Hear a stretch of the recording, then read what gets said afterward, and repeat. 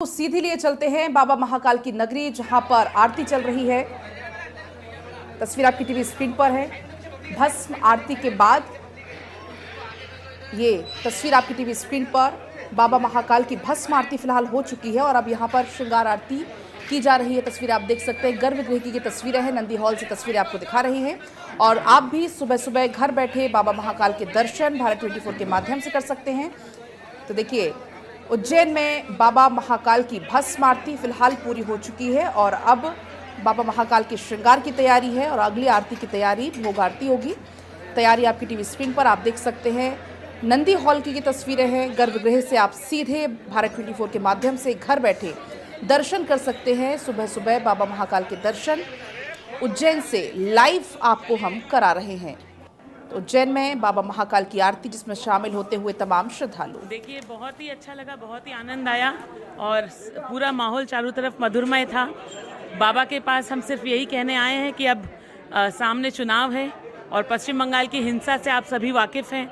जिस तरह का हिंसात्मक वहाँ माहौल रहता है, लोगों का खून किया जाता है, महिलाओं के साथ शोषण किया जाता है, बलात्कार किया जाता है, तो बाबा के यहाँ आए हैं। बाबा से यही प्रार्थना कर रहे हैं कि हे बाबा, पश्चिम बंगाल में लोगों को साहस दो, लड़ने की हिम्मत दो और उन्हें जीत की तरफ आगे लेकर के चलिए, जीत की तरफ हमें बढ़ाइए। महाकाल।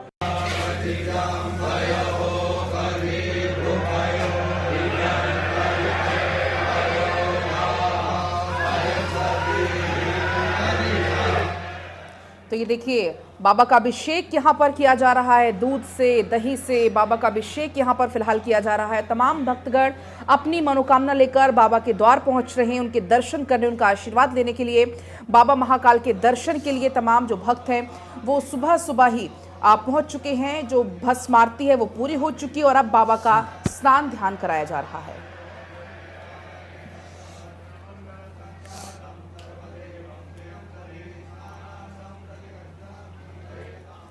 और चलिए सीधे आपको दिल्ली लिए चलते हैं, जहां पर नारी शक्ति वंदन यात्रा इस वक्त चल रही है। बीजेपी महिला मोर्चा ने इसका आयोजन किया है। तस्वीरें आपकी टीवी स्क्रीन पर आप भारी संख्या में महिलाओं को देख सकते हैं। नारी शक्ति वंदन यात्रा यह है जिसमें भारी संख्या में महिलाएं शामिल हुई हैं और देखिए किस तरीके से यहाँ पर हर एक वर्ग की महिला आपको नज़र आ रही होंगी, चाहे वो युवा हो, बुजुर्ग हो, और सबका जो उत्साह वो देखने लायक बन रहा है। हाथ में उनके होर्डिंग्स हैं, पोस्टर्स भी लगे हुए हैं, प्रधानमंत्री नरेंद्र मोदी की तस्वीर इन होर्डिंग्स में। और देखिए किस तरीके से चेहरे खिलखिला रहे हैं, हर कोई इसमें हिस्सा लेता हुआ नज़र आ रहा है। काफ़ी खुश ये महिलाएँ नज़र आ रही हैं और ये तस्वीरें इसीलिए खास है क्योंकि नारी शक्ति वंदन यात्रा इसको नाम दिया गया है। बीजेपी ने इस यात्रा का आयोजन किया है और बढ़ चढ़कर भारी संख्या में देश की राजधानी दिल्ली की महिलाएं इसमें शामिल होती हुई नजर आ रही हैं। ये देखिए आप, जैसे कि हमने कहा, चाहे किसी भी उम्र की महिलाएं हैं, उनका जोश गजब का बना हुआ है। हिस्सेदारी, कैमरे के सामने हाथ हिलाते हुए एक्साइटमेंट उनका नज़र आ रहा है। और साथ ही साथ एक तरफ नारी शक्ति और दूसरी तरफ आप समझिए बीजेपी ये कहती है कि अगर आपको खास तौर पर प्रधानमंत्री नरेंद्र मोदी की तरफ ये कहते हैं कि योगा आप करेंगे स्वस्थ रहेंगे, आप मैराथन में भाग लेंगे तो आप स्वस्थ रहेंगे। स्वस्थ रहने का संदेश भी यहाँ से जाता है। बढ़ेंगे खबरों में आगे और अगली बड़ी खबर छत्तीसगढ़ से, जहां छत्तीसगढ़ में नक्सलियों के खिलाफ बड़ा एक्शन देखने को मिला है और कांकेर में कुख्यात नक्सली कमांडर ढेर एनकाउंटर में मारा गया नक्सली और कमांडर नागेश पर 10 लाख रुपए का इनाम घोषित था। मुठभेड़ में बस्तर पुलिस का एक जवान भी शहीद हो गया है। तो ये बड़ी खबर आपको बता रहे, जहां कांकेर में कुख्यात नक्सली कमांडर ढेर और नागेश यहां पर जो कि 10 लाख का इनामी था उसे ढेर कर दिया गया मुठभेड़ में, और मुठभेड़ में बस्तर पुलिस का एक जवान भी शहीद हो गया है। तो कांकेर से ये बड़ी खबर, जहां कुख्यात नक्सली के खिलाफ ये बड़ी कार्रवाई देखने को मिली है। एनकाउंटर में मारा गया कुख्यात नक्सली नागेश पर घोषित था 10 लाख रुपए के नाम। छत्तीसगढ़ में नक्सलियों के खिलाफ बड़ा एक्शन देखने को मिल रहा है। कांकेर में कुख्यात नक्सली कमांडर ढेर और 10 लाख का इनामी नागेश ढेर हो गया। साथ ही साथ इस मुठभेड़ में एक जवान भी शहीद। और चलिए खबरों में आगे बढ़ते हैं। अखबारों की सुर्खियों का हम जिक्र करेंगे। बांसुरी स्वराज ने टिकट मिलने पर खुशी जताई। टिकट मिलने पर प्रधानमंत्री मोदी का आभार व्यक्त किया। नई दिल्ली सीट से बांसुरी स्वराज को टिकट मिला है। सुषमा स्वराज की बेटी हैं और ऐसे में देखिए फिलहाल इनको टिकट यहाँ पर मिला है बांसुरी स्वराज को। और अखबारों की अगर हम बात करें, बीजेपी ने 5 में से 4 नए चेहरे उतारे, 5 सीटों का ऐलान कर दिया। प्रवेश मीनाक्षी हर्षवर्धन और रमेश बिधूड़ी का टिकट कटा है और इसी बीच बांसुरी स्वराज की तरफ से फिलहाल आभार व्यक्त किया गया, जिसका जिक्र अखबारों में भी आपको बताते हैं कि आखिर उनकी तरफ से क्या कुछ कहा गया है। बहुत ज़्यादा शुक्रगुजार हूँ हमारे यशस्वी प्रधानमंत्री श्री नरेंद्र मोदी जी के, आदरणीय गृह मंत्री अमित शाह जी की, हमारे राष्ट्रीय अध्यक्ष श्री जेपी नड्डा जी की। देखिए, क्योंकि लोकसभा का चुनाव है, एक तरफ तो हम जनता के पास मोदी जी की गारंटी लेके जाएंगे, क्योंकि मोदी की गारंटी पूरी होने की गारंटी है। अगर आप मोदी सरकार का एक रिपोर्ट कार्ड देखें पिछले 10 वर्ष का, तो आप देखेंगे कि अनप्रेसिडेंटेड लेवल पर डेवलपमेंट हुई है। एक चरमराती सी अर्थव्यवस्था हमें 2014 में कांग्रेस ने सौंपी थी, जहां पे भारत की इकोनॉमी 11वें नंबर पे थी। एक दशक के अंदर मात्र 10 सालों में यशस्वी प्रधानमंत्री श्री नरेंद्र मोदी भारत की अर्थव्यवस्था को पूरे विश्व में 5वें नंबर पे ले आए। तो बांसुरी स्वराज को आपने सुना किस तरीके से खुशी जाहिर करते हुए, क्योंकि उनको टिकट दिया गया है और आगे वो जीतती हैं तो जनता के लिए कैसे काम करेंगे, इस बात का जिक्र उनकी तरफ से किया जा रहा है। कांग्रेस बेरोजगारी को चुनावी मुद्दा बनाएगी, पेपर लीक की भी बात करेगी, लोकसभा चुनाव प्रचार में हथियार बनेंगे ये दोनों मुद्दे। जर्मनी के आपको बता दें कि अप्रेंटिसशिप मॉडल होगा चुनावी वादा, पेपर लीक पर मुआवजे का भी प्रावधान होगा। इंडियन एक्सप्रेस में बाकायदा एक खबर छपी, यानी कि कांग्रेस की तरफ से लोकसभा चुनाव में वो कौन से मुद्दे होंगे जिनको प्रमुखता से उठाया जाएगा। सबसे पहला मुद्दा पेपर लीक का मामला, क्योंकि इससे आप जानते हैं कि जो युवा है उनका भविष्य अधर में अटक जाता है। सालों साल युवा इंतजार करते हैं एग्जाम देने का और पेपर लीक हो जाता है, उसके बाद पूरा मामला कोर्ट तक पहुंच जाता है, फिर ये जो प्रक्रिया और लंबी हो जाती है और साल यूं ही बीत जाता है, जो एज होती है वो भी पास हो जाती है। कुल मिलाकर जो युवा हैं उनका भविष्य बर्बाद हो जाता है। तो इसको कांग्रेस की तरफ से मुद्दा बनाया जाएगा। इतना ही नहीं, बेरोजगारी का मुद्दा एक बहुत बड़ा मुद्दा है। जिन लोगों के पास रोजगार नहीं है, कांग्रेस का कहना है कि ये वो मुद्दे हैं जो इस बार लोकसभा चुनाव में कांग्रेस उठाएगी, हथियार वो इन मुद्दों को बनाएगी और इन मुद्दों का असर जनता पर होगा, क्योंकि ये आम जनता की दिक्कतें हैं, परेशानी है। कहते हैं कि हिंदुस्तान का युवा उसकी ताकत है और अगर युवा इस तरीके से परेशान होगा, उसी की समस्याएं होंगी, समाधान नहीं होगा, तो जाहिर सी बात है वो कहीं ना कहीं इम्पैक्ट करेगा। ये बात कांग्रेस समझ रही है, इसीलिए कांग्रेस की तरफ से ये कह सकते हैं आपकी स्ट्रैटेजी रणनीति भी तैयार की जा रही है। अच्छा, और इसके साथ साथ जर्मनी में दोहरा शिक्षा मॉडल यानी कि व्यावसायिक प्रशिक्षण प्रणाली जो कि लागू है, इसमें युवा वोकेशनल स्कूल में पढ़ते हुए कंपनी में काम करने लगते हैं। तो उम्मीद है कि हो सकता है कि कांग्रेस का मानना है कि युवाओं को ये वादा लुभा सकता है और ये भी घोषणा पत्र में शामिल हो सकता है। आगे बढ़ेंगे, पूर्व डिप्टी सीएम मेहसाणा सीट की दौड़ से बाहर है, ये बड़ी जानकारी है। गुजरात के पूर्व उप मुख्यमंत्री नितिन पटेल का ये बड़ा ऐलान है। मेहसाणा सीट से चुनाव लड़ने का दावा वापस वो लेते हैं। इसके पीछे के कारणों का फिलहाल लेकिन खुलासा नहीं हुआ है। बीजेपी की पहली सूची में 195 नामों का ऐलान है, हालांकि सूची में मेहसाणा से उम्मीदवार की फिलहाल घोषणा नहीं है। तो पूर्व डिप्टी सीएम मेहसाणा सीट की दौड़ से बाहर, ये खुद उन्होंने घोषणा की है। हालांकि इसके पीछे का कारण क्या है, फिलहाल इस बात का ऐलान उन्होंने नहीं किया। बढ़ेंगे खबरों में आगे। सीएम सुक्खू ने खुलासा किया है कांग्रेस विधायकों की नाराजगी का कारण उन्होंने बताया है। कहा, विधायकों की माइनिंग माफिया के खिलाफ एक्शन से ऐतराज है। सीएम सुक्खू ने बीजेपी पर साजिश का आरोप भी लगाया। द हिंदू के हवाले से यह खबर आपको बता रहे थे कि हिमाचल के सियासी संकट से सभी रूबरू हैं और लगातार बयान भी सामने आ रहे हैं। अब सीएम सुक्खू ने खुलासा किया है एमएलए की माइनिंग माफिया के खिलाफ एक्शन से नाराजगी, ये बात उन्होंने कही, ये बयान उनका सामने आया है। देखिए, अखबारों में एक और हेडलाइन है, कांग्रेस के बागी एमएलए का दावा, 9 और विधायक संपर्क में। अब आगे संकट क्या खत्म होता है वो देखना काफी महत्वपूर्ण होगा, लेकिन फिलहाल इस वक्त संकट बरकरार नजर आ रहा है। आगे बढ़ते हुए जयपुर में महामृत्युंजय यज्ञ का आयोजन, सीएम भजनलाल शर्मा ने गोविंद देव जी मंदिर में पूजा अर्चना की और यज्ञ के लिए कलश यात्रा में वो शामिल होते हुए नजर आए हैं। ये तमाम तस्वीरें इस वक्त आपकी टीवी स्क्रीन पर। पूजा अर्चना सीएम ने की और बड़ी संख्या में उनके समर्थक भी यहाँ पर जुड़ते हुए नजर आए थे। आसपास के लोग भी वहाँ पर इकट्ठा हो गए जब सीएम भजनलाल शर्मा गोविंद देव जी मंदिर में पूजा अर्चन करने के लिए आए। यज्ञ के लिए कलश यात्रा में वो शामिल हुए हैं और इस बाबत पूजा अर्चना की कुछ खास तस्वीरें आपकी टीवी स्क्रीन पर जयपुर से।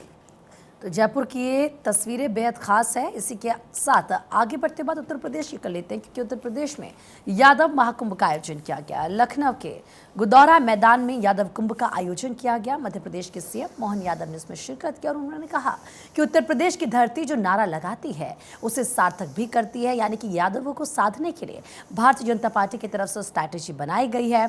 और किस तरीके से मध्य प्रदेश के मुख्यमंत्री मोहन यादव उत्तर प्रदेश आए, यादव महाकुंभ के आयोजन में उन्होंने शिरकत की, क्या कुछ उन्होंने इस दौरान कहा, जरा सुनिए। हम हमारे अपने वंश में तो ये सामान्य बात है, अगर कुश्ती नहीं हो तो काहे का यादव, लाठी में दम नहीं हो तो काहे का यादव। अरे ये वो वंश है जो कालिया नाग के ऊपर भी कालिया नाग को बस में करके नृत्य करते हुए समाज में शांति का पैगाम देता है। हमें इस बात की प्रसन्नता है, लेकिन इस बात के लिए तो धन्यवाद दूंगा कि मेरे पिताजी कोई मुख्यमंत्री नहीं थे, मेरे पिताजी कोई राजनीति में नहीं थे, मेरे परिवार वाले इन व्यवस्थाओं को जानते भी नहीं है, लेकिन उसके बावजूद भी मेरी अपनी पार्टी के लोगों ने मुझे उज्जैन विकास प्राधिकरण का अध्यक्ष बनाकर 8 साल वो दर्जा दिया राज्य मंत्री का 2003 से 2010 तक। मुझे इस बात की प्रसन्नता है, उतने पे नहीं रुकी, पार्टी ने फिर एक और बार मौका दिया, लेकिन सारा समाज साथ रहता है। मोदी जी खाली कहते ही नहीं है सबका साथ, खाली बोलते नहीं है, तो वो एक गारंटी भी देते हैं कि मोदी की गारंटी है समाज में केवल 4 ही जातियां रहेगी। और हमने सबने देखा कि जहां 500 आबादी नहीं है वहां से मुझे एक बार नहीं 3-3 बार टिकट दे करके अपने समाज का गौरव बढ़ाया। मुझे इस बात की प्रसन्नता है। और अब चलिए आगे बढ़ेंगे। एक और बड़ी खबर आपको इसी बीच अगली बड़ी खबर आपको बताएंगे। उत्तर प्रदेश के दौरे पर मध्य प्रदेश के सीएम मोहन यादव रहे। राजभवन पहुंचकर राज्यपाल आनंदीबेन पटेल से मुलाकात उन्होंने की। ये तस्वीरें भी निकलकर सामने आई हैं जब उत्तर प्रदेश के दौरे पर सीएम मोहन यादव थे, वहां पर कार्यक्रम में शामिल हुए और उसके बाद राज्यपाल से भी मुलाकात हुई है। आनंदीबेन पटेल से मुलाकात की ये तस्वीरें, शिष्टाचार मुलाकात करते हुए तस्वीर आपकी टीवी स्क्रीन पर है।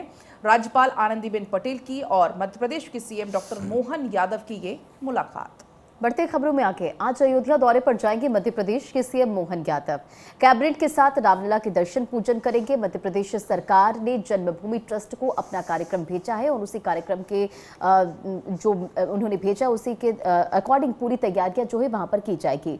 दरअसल 22 जनवरी को रामलला की प्राण प्रतिष्ठा हुई थी। प्रधानमंत्री मोदी ने विधि विधान के साथ प्राण प्रतिष्ठा किया था रामलला की, और उसके बाद से लगातार बीजेपी शासित राज्यों के जो तमाम दिग्गज हैं, मुख्यमंत्री है, वो दर्शन पूजन के लिए पहुंच रहे। बीते दिन भी तस्वीर आपने देखी थी जब गुजरात के सीएम पहुंचे थे, दर्शन पूजन करते हुए नजर आए थे। उससे पहले उत्तराखंड के सीएम पहुंचे थे, उन्होंने भी विधि विधान के साथ रामलला के दर्शन पूजन किए और तमाम जो दिग्गज है वो अयोध्या पहुंच रहे हैं, रामलला के दर्शन पूजन करते हुए नजर आ रहे हैं। और ये बड़ी जानकारी आज मोहन यादव कैबिनेट मिनिस्टर्स के साथ भगवान रामलला के दर्शन पूजन करते हुए नजर आएंगे।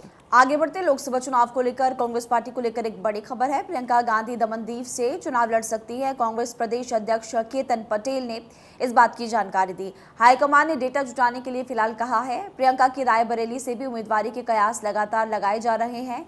ये खबर फिलहाल इस वक्त सामने आ रही है और दमनदीव से वो चुनाव लड़ सकती है। एक तो खबर ये, क्योंकि वहाँ के जो प्रदेश अध्यक्ष उन्होंने जानकारी दी, केतन पटेल की तरफ से इस तरह की जानकारी दी गई है। हाईकमान से डेटा जुटाने के लिए उनकी तरफ से फिलहाल कहा गया।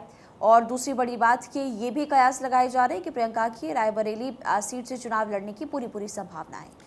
तो देखिए, लोकसभा का चुनाव बेहद करीब है और इसीलिए ये पूरी रणनीति तैयार की जा रही है। दमनदीप से कहा जा रहा है कि प्रियंका गांधी चुनाव लड़ सकती हैं। डेटा आलाकमान की तरफ से कहा गया कि जुटाया जाए इसको लेकर कि लोगों का क्या परसेप्शन या फिर व्यू है उनको लेकर। वहाँ से आगे बढ़ेंगे, देखिए आगे बढ़ेंगे और खबरें भी आपको बताएंगे, लेकिन इससे पहले सुना देते हैं आपको कि क्या कुछ कहा गया है। प्रियंका गांधी जी दमनदीव से संभावित उम्मीदवार हो सकते हैं, उम्मीदवारी करेंगे और मैं उस प्रस्ताव का स्वागत करता हूं। हाईकमान ने कुछ जिम्मेवारी हमें दी है, डेटा कलेक्शन हम लोग कर रहे हैं और जहां तक इस प्रस्ताव का हम स्वागत करते हैं क्योंकि प्रियंका जी के आने से पूरा साउथ गुजरात जो हमेशा कांग्रेस के पास रहा है और सौराष्ट्र जो दीव से सटा हुआ है और वो भी हमें उधर भी फायदा होगा। तो काफ़ी सीट यहाँ पे 5-6 सीट्स में साउथ गुजरात और वहाँ भी 3-4-5 सीट में हमें फ़ायदा जरूर होगा। इसलिए मैं इस प्रस्ताव का स्वागत करता हूँ और पार्टी को भी धन्यवाद। तो कांग्रेस प्रदेश अध्यक्ष ये जानकारी देते हुए आपको नजर आ रहे थे। आगे बढ़ते बाद झारखंड की कर लेते हैं, क्योंकि अब राजनीति में कल्पना सोरेन की एंट्री होगी, यानी कि हेमंत सोरेन की पत्नी है कल्पना सोरेन, अब उनकी एंट्री राजनीति में होने जा रही है। कल्पना सोरेन के करियर की आज होगी शुरुआत। जेएमएम का आज 51वां स्थापना दिवस है। ऐसे में हेमंत सोरेन की पत्नी कल्पना सोरेन की कहा जा रहा है कि राजनीति में उनकी एंट्री होगी। शिबू सोरेन, हेमंत सोरेन हालांकि मौजूद नहीं रहेंगे। हेमंत के एक्स हैंडल से पोस्ट कर कल्पना ने ये बात लिखी कि जितना प्यार आपने हेमंत को दिया उतना ही मुझे भी दीजिए। दैनिक जागरण में इस बात की खबर, क्योंकि हेमंत सोरेन आप जानते हैं इस वक्त जेल में हैं, मुश्किलें उनकी बढ़ी हुई नजर आ रही है और ज़्यादा मुश्किलें उनकी बढ़ सकती है। लेकिन उनकी पत्नी कल्पना सोरेन, पहले तो खबर ये भी थी कि हेमंत सोरेन उनको मुख्यमंत्री बना सकते थे, जैसे कि बिहार में हुआ था, लेकिन उसके बाद जो उनका पारिवारिक कलह था वही सामने आने लगा। उनके भाई को लेकर ये माना जा रहा था कि नाराज़गी, ऐसा नहीं होना चाहिए। लेकिन अब ये कह सकते हैं कि अब उनकी राजनीति में एंट्री होने जा रही है आज से।